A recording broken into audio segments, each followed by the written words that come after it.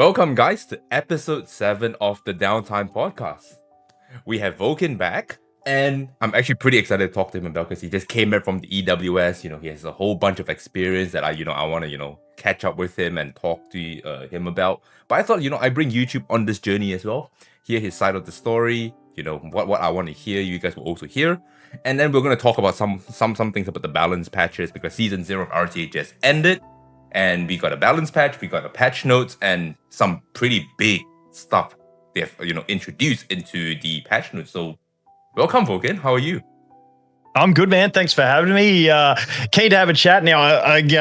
Hour before we started recording, and now I'm on a bit of a timeline. But hopefully, we can get through everything that you want to chat about. Because I just enjoy sitting having a chat like this anytime. Yeah, definitely. Yeah, before we even started, we were just chatting, and we lost track of time, and then we were like, "Oh shit, we got to do this now." That could have all been in the video. Yeah. Well, how was your experience in EWS? Like when you went to China and stuff like that, how was everything? Let's hear from you. Yeah, dude, it was honestly, it was an awesome experience. The thing that was the best, honestly, was all the people. So like every competitor and every other creator there, like everyone got along. Like even though some of the boys, were French and, you couldn't, communicate as well. Like it was still fine because there's 5 of them. So you could communicate well enough. Everyone was nice. Everyone was happy. Like no one was salty or getting angry. And just all the general table conversations, like every morning at breakfast, the guys are just talking about their strategies, even though they're going to be playing against each other. It was really cool to see. And I think that was like the biggest takeaway for me was just like how fun it was with all the people there. Because at the end of the day, that's what these things are about. It's not about going to another country. Like I'd happily go next door if there was all those people there and doing the same thing. It wouldn't bother me. And so, yeah, that was probably the biggest thing. And honestly, the setup they had was ridiculous. The setup, I just like when we walked in there, I was like, ain't no way that's the setup for the tournament. But it was like a massive factory they had completely kitted out. Those massive LED screens and stuff like that were just like, when we walked up there, I was like, wow, this is actually like a proper setup because we had no idea going into it. Like I'm flying over there and I got no walking into, and then it was like, wow, that's actually impressive. Yeah. But when they showed the whole thing, when they started streaming the EWS thing, and I was looking at the setup and everything, I was like, holy shit, this is their first ever EWS, and they put in so much, care into the production of it. I'm like, there had to be like 20 cameras because they were doing angles from left, right, center, and then the switch out to you guys, overlays. I was like, wow. I was thoroughly impressed. And they were like pro cameras, and like they had like those the big ones on the swing arm, how they like they hold it at the base and it like gets up high, and like it was pretty impressive. Oh, dude, I'm glad you got to experience it. Like, what was it like? Every morning, do you sit down with like the players and then you have a chat with them, or do you guys have like your own separate content creator? No, we were all at the same hotel, and it was basically just get up whenever. Like this hotel serves breakfast till 10, so I'd normally get up and go to the gym and then head down for breakfast, and whoever's there's there, and you just sit and chat, and that was pretty much it. So it was a pretty chill time, basically. Yeah, like they had some structure, but the structure was never early, except for like the stream days. Like they were like the first one was like 8:30 out the door of the hotel. But yeah, besides that, it wasn't too bad. Nice. China, how was that with the Alipay stuff? I heard that you had trouble. Yeah, dude, the payments was tough. Like once I could get my Visa travel card working and withdrawing cash, I just did cash. Besides that, the Alipay was an absolute nightmare. So I didn't even bother with it. I just paid cash everywhere and got away with it. Yeah, dude, I should have warned you about it when I knew that you were going, but it completely slipped my mind until you got there, and I was like, dude, I don't think he has internet. Yeah, dude. The crazy thing was, I landed and my because I got like JB Telstra, you'd know it, other people wouldn't, but my phone, my service provider, they have roaming, and when I got there, it said like I got a message like you've got your roaming working, and so I had roaming messages and calls. But my internet wasn't roaming. I had to go into the app and activate it in the app, but I couldn't get into the app because I didn't have internet. And it was like the airport wanted you to log in with your passport. I'm like, I ain't logging in with my passport into into a Wi-Fi. Like, are we serious here? So I ended up calling my missus and getting her because I could make calls to her app to activate it for me, and then I could get my roaming. It was a nightmare, but we got there. Oh, dude. Yeah, I should have said something when I saw your video where it's like, I'm leaving, guys, and I was like, where's he leaving to? And then I was like, oh shit, he's going. That should just hit me. I was like, dude, bring money, go get dude the airport. That was a hilarious one. Like, some people are like, oh, great clickbait. I'm like, dude, I think people missed the joke, and I completely get why they did because not everyone watches everyone. But Gotcha Smack made that exact same video an hour before me with that exact title, and I'm like, man, I need to make a video. I can't be bothered thinking about anything before I copied it straight, copy paste of his with like the exact same thumbnail style and everything. It was so funny. Yeah, that was pretty cool because when yours came out, then Gotcha Smack one came out, and I was like, I see the meta here. yeah. I was just like, I need something. I'm just copying. That's easy. So what about casting? I know that this is your first time casting. How was it? Yes. Yeah, so it was cool, man. I really enjoyed it. I was saying to you earlier, I'm like, I enjoy casting the game more than playing it at the moment because that was just so damn fun. And especially when you're free to play, trying to conserve resources, you're doing like, I've got 15 gold lattices saved, which people are like, why the hell you got that many saved? It's like, hey, I'm just trying to play cautious as I can. But when these guys have things built and the way they're meant to function and it's not scuffed builds, even though, they would say they're still scuffed, they're much better than what I've got on my account and stuff like that. So I really enjoyed it because it's more uniform at those high ranks. Like, you can definitely see the people who have better builds and stuff like that, but at least the way it's meant to work. And honestly, it was just a hell of a lot of fun. No, I can imagine because you know the strategies and the turn orders and the kits of the units, and you know how exactly they're going to function, and so you can also bring out your own ideas and foresight on what they're going to do, and being able to see your foresight come true. I think that is like the best thing ever. Yeah, and the other cool thing was we had 3 days before we actually started doing the actual tournament. Mm-hmm. And so you're chatting with the guys every day. So you start to learn like the way each of them is playing and what their accounts look like and stuff like that, just through, having the chats and stuff like that. So like you kind of know what to expect from each one. So that's why when Keka came out in the first round with his full control comp, it was like, oh, this is a bit off script. So it was like really fun to see the different strategies. Like, see, I didn't even know he had that. Like, I was expecting Keka just to be Revelation. That was it. And then he came out with his full control. And then you look at his speed tuning between all his control units. I was like, that was a good little cookie brought into it. And because they had their draft a couple days before as well, like they had time to tune their draft for what they knew the others in their bracket were playing. Ah, okay. So what, they got to sit down and like learn everything and then build out their draft before it got snapshotted? Is that what it was? Yeah, so I can't remember which day it was, but they did the drawing of the names and so that put the draft together. So they knew the draft, and then it was like 1 or 2 days before their accounts got locked and like copied into like the test build, so that was what they were stuck with. Okay. Yeah, because I played in the EWS as well. They did the exact same thing. They say this time is the complete cutoff. Your account will get snapshotted, and then that will be the account you guys are going to be playing on and fighting with. Yeah, that account you can't do shit on it except changing gears. Yeah, literally. So they lock every like little aspect of it, and like all you can do is go to characters and change gear. You can't farm anything or do anything else. Yeah, and then you just see like you have a ton of stamina just piling up. And you're like, this doesn't sit right with me. You just start cringing, and it's like, oh, that ain't right. Yeah, I'm like, I gotta spend that. But yeah, it would have been really cool if I could have made it. We could have like actually, gone there together. I would have done a whole vlog about it. But yeah, next time, dude. There's always next time. You gotta grind for it. Yeah, it's crazy. Like I was lucky going as a caster, like considering I have no credentials on casting whatsoever. So I was like, hey, I'm happy to do this. Like I said, I thoroughly enjoyed it. So it was like a fun, like, I don't know. It's a different experience when you're in such a big setting. You got all the gear set up. You got them behind you. And it was just fun to like, whenever the camera's not on me, turn around, look at them, and just like see the way it's actually formed up and stuff like that. Can I also say something on behalf of the entire community? Because I think that they have the exact same thought process as I did. You look so different without your hat, bro. Yeah, I'm fucking 35, mate. We were receding like shit, eh? Yeah. And we were like, Vulcan looks so different without his hat.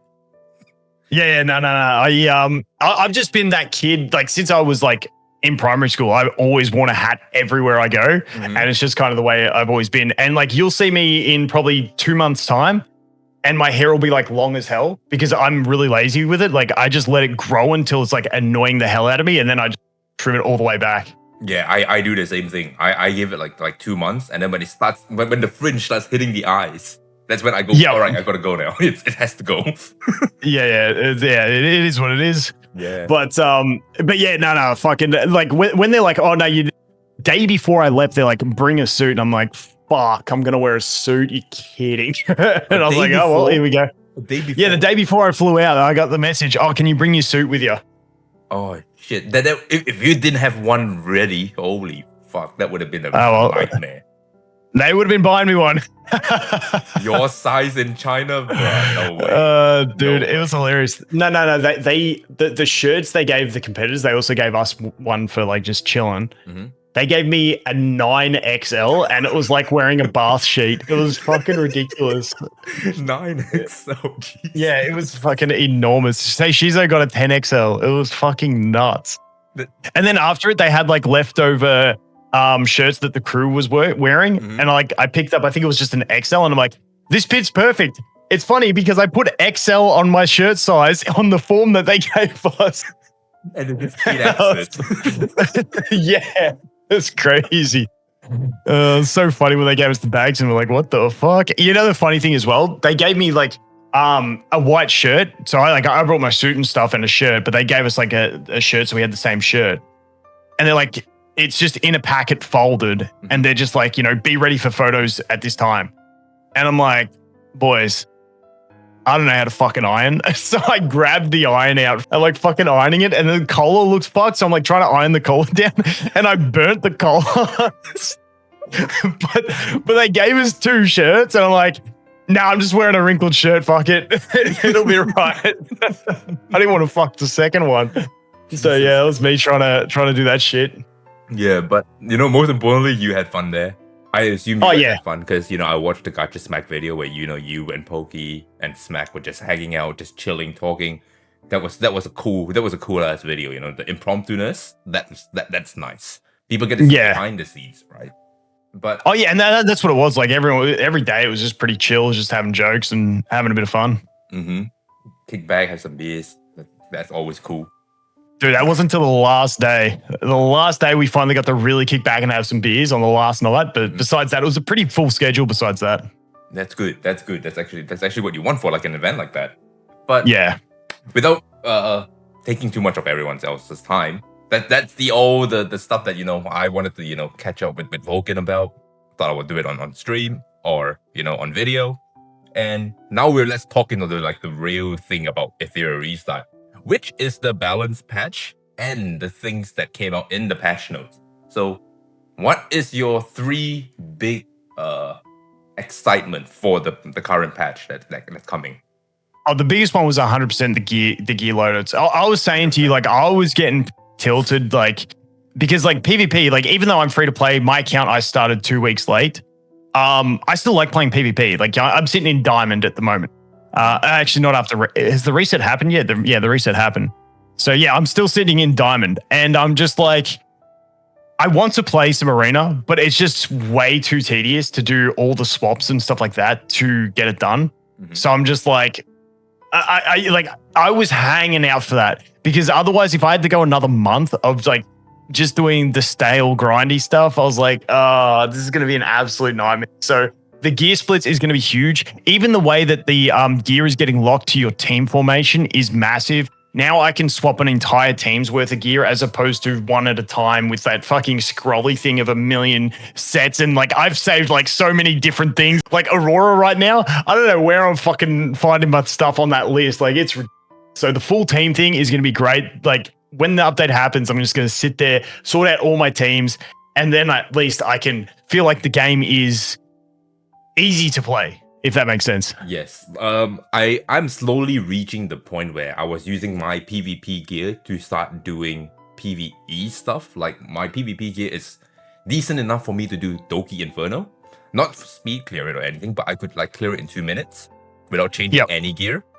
I was getting to the point for that one on most of the shells, except for Sharon, Hoyan, and Rengokusu, which is, normal, right? Nico Nana being able to do it with your PvP gear, perfect. Yep. Because it's the with the Dazzle Pulse, I've just been doing difficulty number 1 of Aurora with just my Sybil in there to just clap it and just get those Dazzler Dream 2 tickets, because I just can't even be bothered.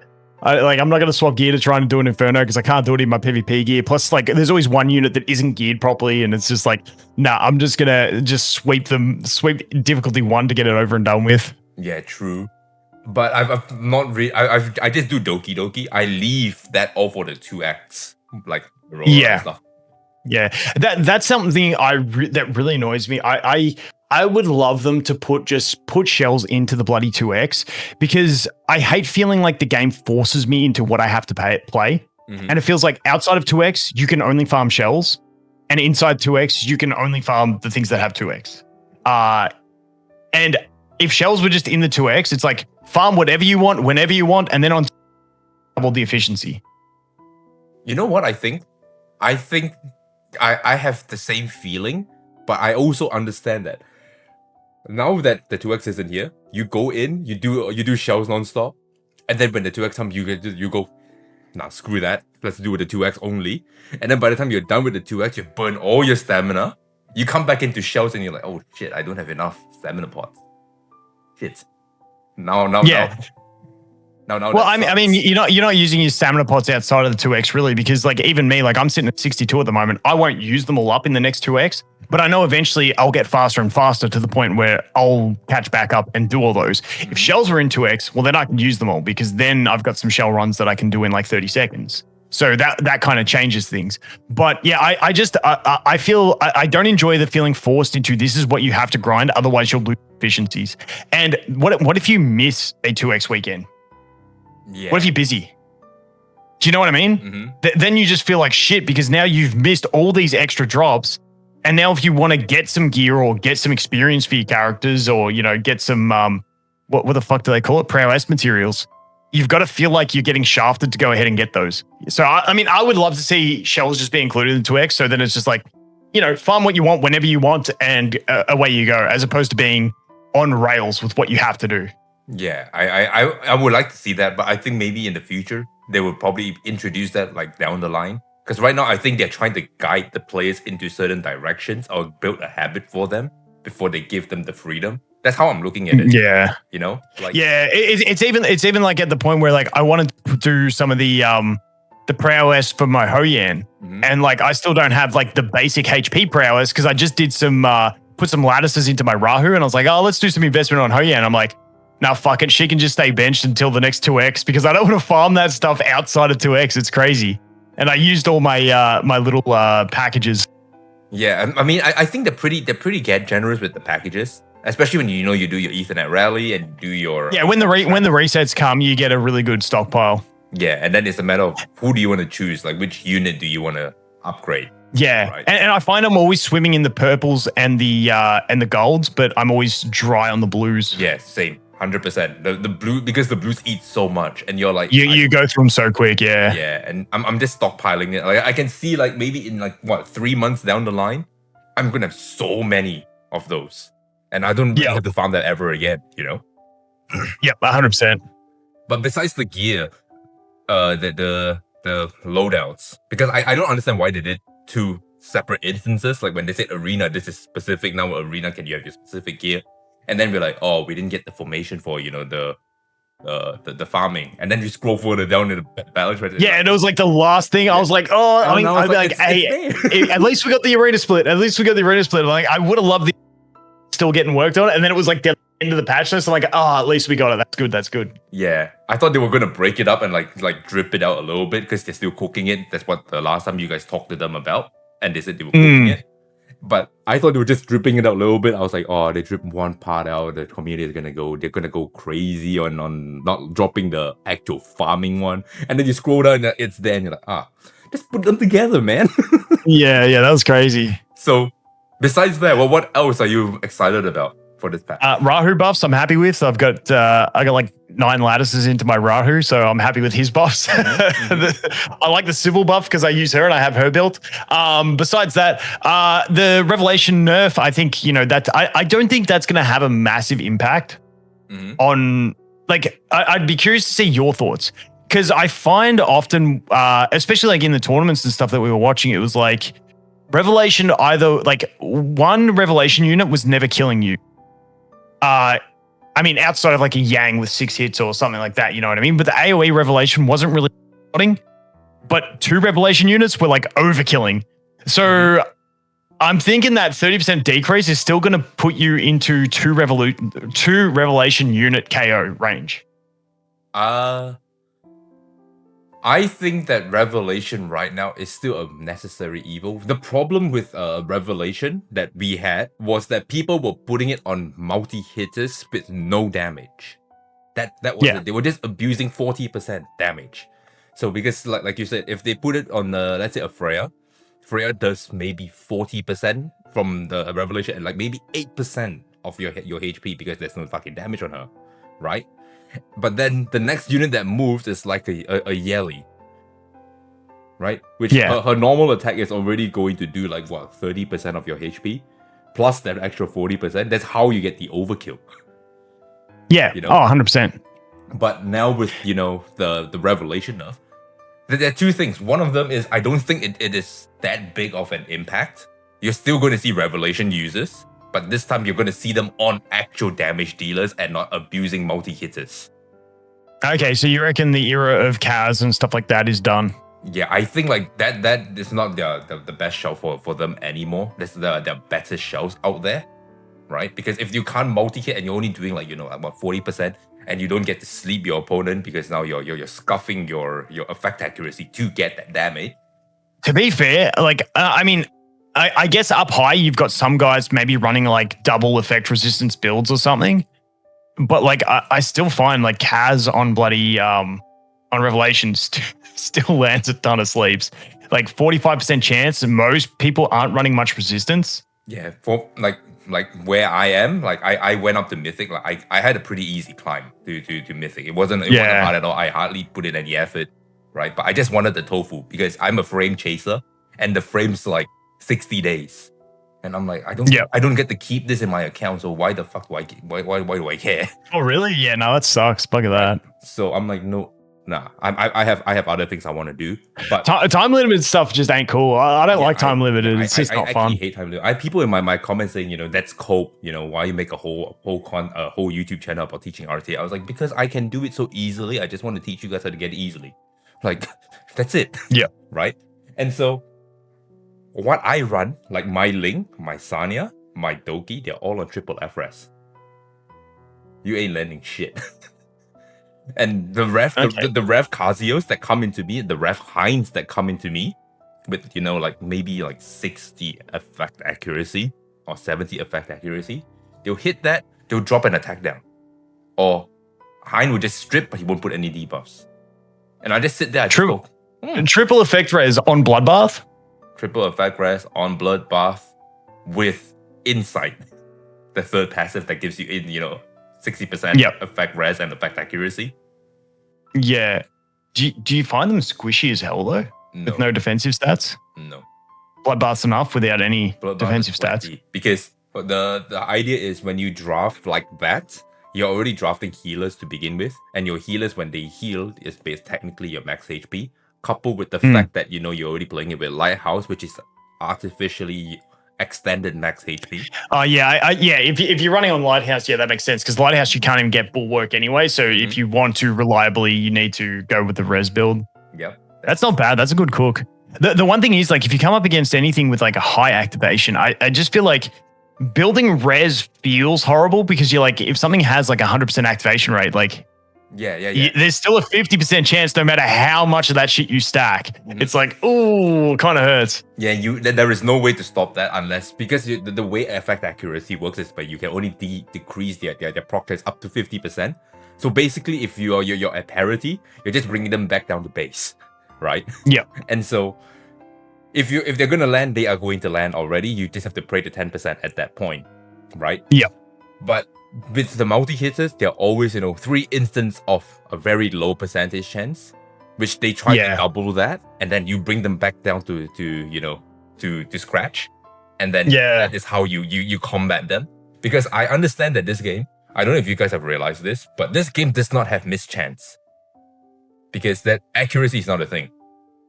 Yep. It's not like glancing from Summoner's War. I don't know what they call it in EP.7. In EP.7, they call it miss rate, right? Okay. So like when we have a debuff called blind, where we can make you miss your attacks if you and if you miss, it does way less damage, and you can't apply debuffs, and you don't proc it, right? Yeah. Yep. So we don't have that in this game. So when I was playing in RTA, I'm not kidding you, Vulcan. This sounds so super, counterintuitive.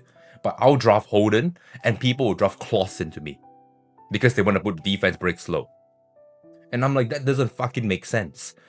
Your elemental disadvantage, and you're dropping defense down and slow on a red unit, and I'm like, what the fuck? Yep. Right? Well, being disadvantaged, you still lose 50% effect accuracy as well. Like, you don't have the glancing hit, but you do have, once again, that less chance, and you're getting more towards the floor of your activation.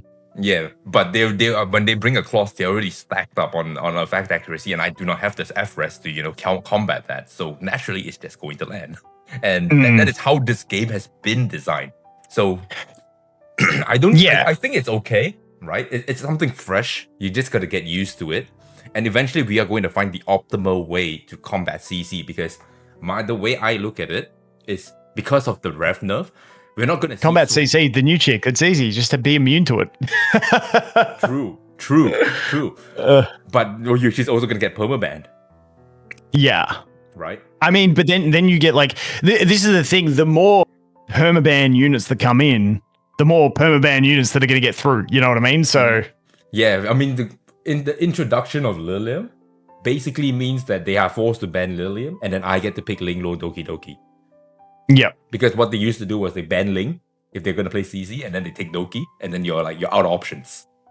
Unless you have a really fast Kachi.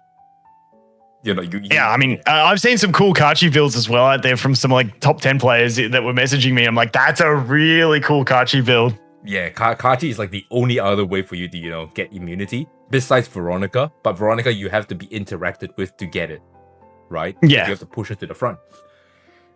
Now you have Lilium. So that means if you ban Lilium, I know what you're trying to do. I can just, shotgun take the Ling so that, you have to now play differently. And then if you want to ban my unit, you have to ban the Ling, which is, ruining your entire draft because you draft to fight the Ling and then you have to ban the Ling. I think I just think the more units that come in, the more fun it's going to get in general. Like, I'm going to go for Lilium. I don't even care what her kit is at this point. I've just got like 50 summons saved. I'm 10 into pity, so I might have to use 6,000 gems, which I got 16,000. I got 15 lattices. Like, I don't give a shit. I just want to have a play with something, so I'm going to pull her and build her and see how she goes. But yeah, I feel like there's enough like fun units that I have on my account, even being free to play now, that I feel like I can have a really good time in Arena and with decent enough builds. Yeah, I think so too. I know that Asia has a little bit of a different meta in Arena. Yeah, I mean, it's global RTA is so. Aren't you climbing Arena? Is that what you said? No, for RTA. Oh, for RTA. Yeah, normal arena. Like, I was climbing at the start of the account, like trying to hold top 10. And then once I hit Inferno, I just completely scrapped that altogether because I need to farm Inferno and fuck changing gear. like for the first like 2 weeks of my account, like when I went to bed, I was so careful. I'm like, okay, this hour I'm going to farm. And I was like, okay, I'm going to swap my gear out. I'm going to do my farming and I'm going to swap it straight back. Now I'm just like, fuck it, just tank it. I don't really care. As long as I can clear out the shop. I mean, guys, even Vulcan has his honeymoon period. At some point, you just enter maintenance mode. For me, it went like as soon as you get to Inferno, the game just gets into like a massive, like obviously now with gear sets that can change things for newer players and like anyone playing now. But yeah, it was just like I was just like, it's Inferno time. Like fuck normal arena now. Like we just gotta try and grind some mythics. Yeah, get some mythics and then get yourself into RTA, which is ultimately what the game is, right? Yep. And yeah. besides that, the balance changes. How do you feel about Holden and Rahu getting buff? I know you know what I know your thoughts on Rahu, but dude, I read the Holden one and I was just like, did Holden need a nerf? I mean, did he need a buff? Like, I felt like he was nerfed than buff, but he got a buff, and I was like, oh, okay. Congrats to Holden users out there. Yeah, and I was like, so now if I run him on 3500, because in my videos I said put him at 3500 defense because that gives you 70% proc chance on his counter attack. Yeah, now, that's where I had mine on my old account. Yeah. Now he has 85%. Yeah. That guy is gonna be countering left and right now. Insane. Yeah. Oh, he's a monster, and like it was funny because I was chatting to Keka as well, and I was like, who like what's the unit like you're most threatened by? And he's like Holden. Yeah, dude. And then it was like the buffs came out. It's like Holden, and I'm like, wow. But I guess their thing is like they're like, okay, we're gonna try and nerf Revelation indirectly as well by buffing bruiser comps or something. Like, I don't know what the intention was there, but I mean, it is what it is. So if you got him, I'd be building him up and using him 100%. Maybe it's the fact that they know that Rev is down, so now you're not gonna get 10-second games anymore. You're gonna probably get 20-minute games. And so they want to bring up the bruiser. They want to speed up the bruiser fights. Yeah, speed up those fights. Make the damage higher so that you're not sitting there. Yeah, because that's one of those things. And I don't know. I feel like one of the biggest problems with Revelation was how hard it is to farm Rengo to build a counter to it. And I think that's one of the big issues that they have there, and that's why Revelation was so hated, because it just becomes if you're faster with Revelation, then you win. And I mean, that's the way it's always going to be. Like. And if you play cleave versus cleave, whether it's Revelation or anything else, the faster cleave is always going to beat the slower cleave. Like there's no that's been the same forever and forever in these games. Like if you're playing one shot the enemy with no defenses and you're slower, you lose. It like just is what it is. But then the problem was no one could really build a counter to that unless you were gigas set up on your account. And there's still some people struggling to even do Rengo. Back in the earlier days. This is what, my guild and I were doing, right? Or at least, 2 people in my guild were doing. They could not farm Rango. They didn't want to play Revelation because, they were hard ass about, I have morals, right? So you know what they did? They just built a whole team of Amber. And then... Yeah, so they Amber chase thing. Yeah, so they're like, since I'm already farming, I can only farm Holy and I can't farm Rango. Instead of farming for Revelation, I farm for Amber. And then I just bring a full team of 7 Ambers against 7 Revs. And the Rev will kill me, but they can't kill me a second time because I'm taking a turn regardless and I'll just nuke them down. Yeah, and you're guaranteed to get that action. Like, because once you're at procs, you're not getting controlled or anything. It's like, just take your turn and away you go. And you're building them tank already. Plus you're getting the extra 200% defense. You're never dying. You're taking a turn regardless. Yeah. And then when you take a turn, you get to use all your S3s. That's hilarious. I do like that. Yeah, so a few of us were cooking that in church, and I was like, let's go. That's solid. Yeah, no, it felt like the way, but I feel like as well, the game gets more balanced as we get into it. Like more people can farm everything, and then but the problem is, I think it's also with PvP. It's like you're going to be tilted if you lose, no matter what you lose to. Start just having fun with it without stressing about the result, because if you start stressing about the result, you hate speed meta because you're losing to speed meta. But then you're going to hate CC meta because you're losing to the CC meta. Then you're going to hate the tank meta because you can't cleave through it. I hate the CC meta. What I mean? In any game I play, I hate the CC meta. And I'll tell you why. Oh, yeah. It sucks not being able to play the game. 100%. It's not because I can't play the game. It's because sometimes they miss their stun, their freeze. Oh, when you're playing it. Yeah, you're like, I've got this on lockdown. Then you miss the CC. No, it's as me as the receiver of CC. Sometimes they will miss. And you're like, fuck it, I got it. All right, I can play now. And then you actually come back to the game and you're locked in.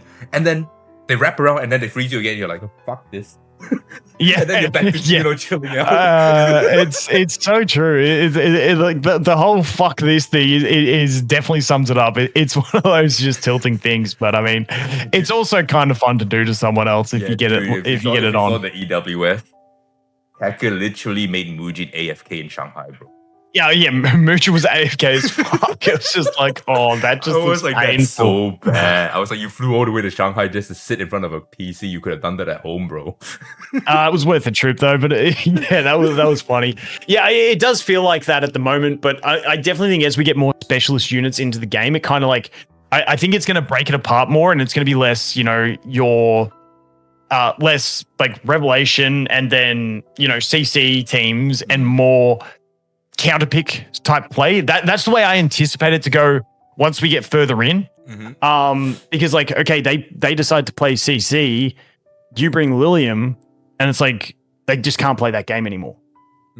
So then they have to hard pivot. And that's where like the value in things like, your Lingluo, your Lily, your Doki Doki, those key units that can basically be put into any team. Lingluo, not as much because she's more, stally type thing, but especially like the Dokis and the Lilies, they can be put in as your early picks in anything, and you can pivot to any strategy you want from there based on what your opponent does as well. So it's kind of like, I feel like that's where it may eventually get to. I could be wrong on that take, but I feel like it ends up becoming counterpick the picks, and that's how you sort of form your teams.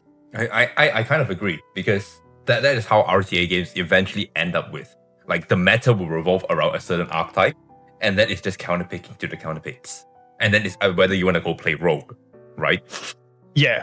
And to be fair, like, I consider Revelation just to be cleave. It's just cleave that doesn't require any of the cleave setup, which is like, Normally, if you play cleave in these types of games, you need to bring a strip, you need to bring the defense break, you need to bring the attack buff, and then you need to bring your nuker to go ahead and nuke. And Revelation was just like, nah, fuck it. If we've got an attack buff, that's nice. Let's bring Freya. She can attack buff the whole team and do the damage. We don't need to worry about a strip. We don't need to worry about a death. Like, it just kind of broke cleave. And I don't know about you, like in EP.7 and stuff like that, but I found, especially Summoners War, this was way back in the day when RTA first came out.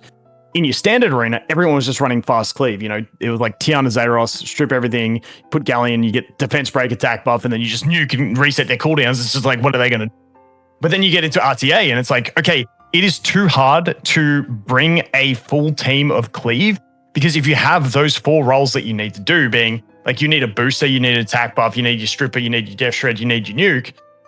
Like, they're just going to ban, like, if you only have one damage dealer drafted, like, they're just going to ban that damage dealer, and then what are you going to do? So normally, I feel like in RTA in games, cleave isn't like a prominent meta, but the existence of Revelation made it an option and a really easy cleave to build as well. Plus super potent. In EP.7, it's the same thing. What happens is the start of the early meta, everyone's cleaving. Everyone wants to cleave, everyone wants to play fast games, everyone is willing to risk more points, more elo. Yep. Right? And then you start getting to the middle season, that's when, cleave starts becoming aggro instead of cleave. They start becoming more aggressive.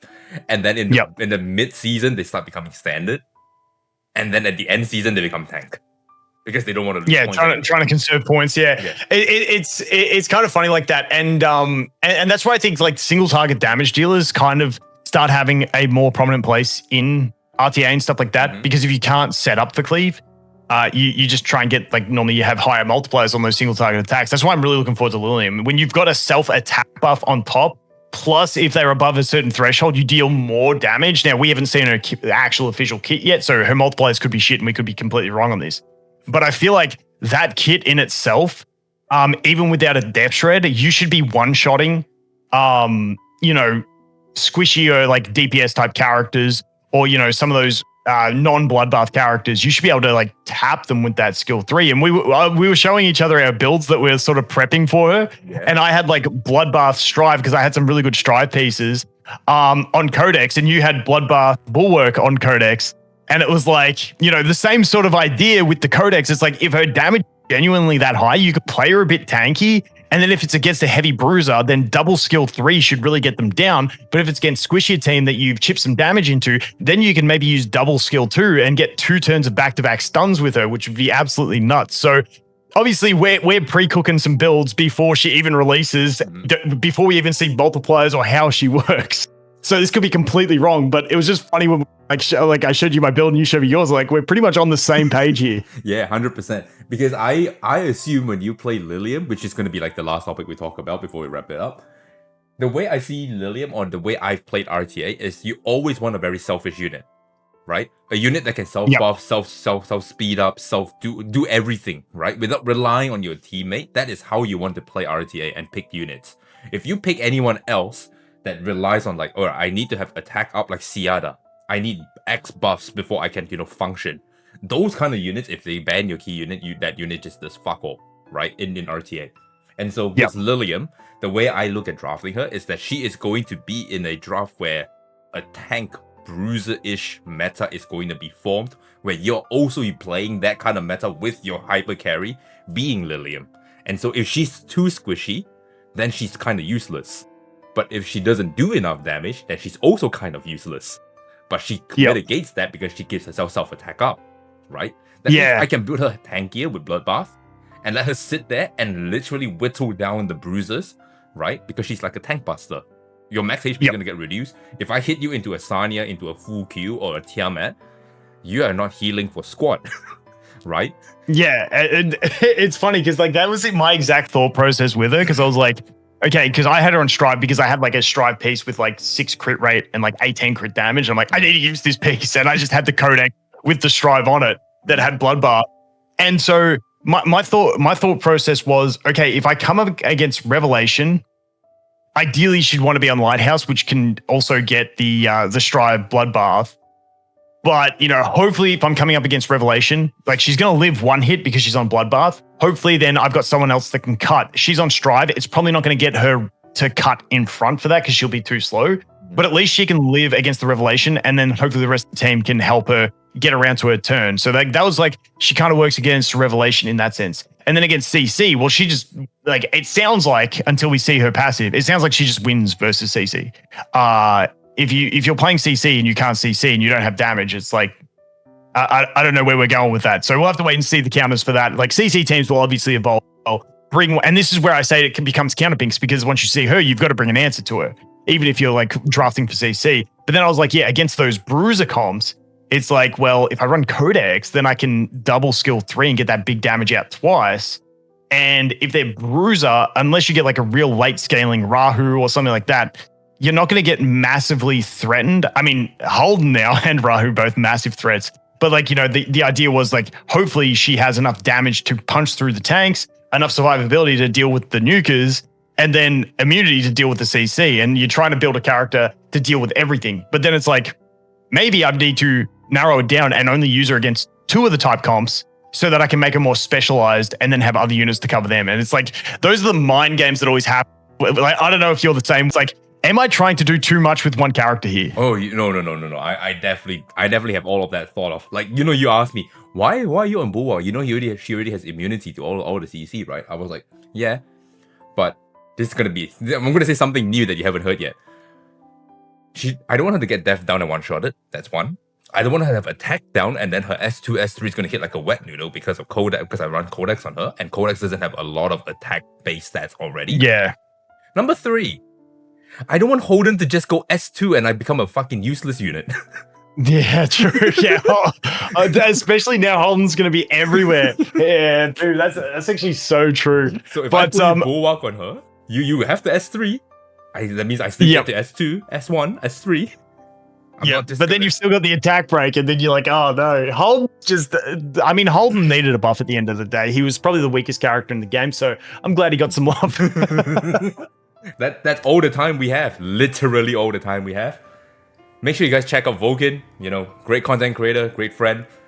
And, if you like the content, make sure you like, comment, subscribe. Catch you guys in the next one.